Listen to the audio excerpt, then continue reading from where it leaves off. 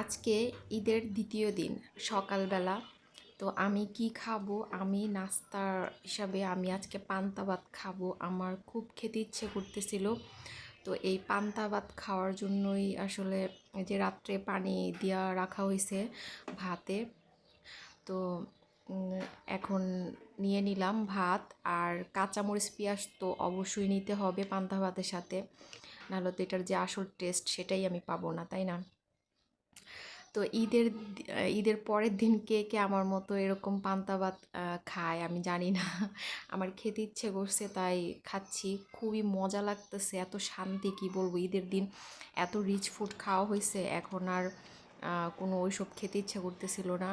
আর যে গরম পড়ছে, পান্তা ভাতটা খেয়ে এত মজা পাইতেছি কি বলবো, খুবই মজা, সেই স্বাদ। আর কাঁচামরিচটা তো খুবই গ্রান, ঝাল কম ছিল, মজাই লাগতেছে।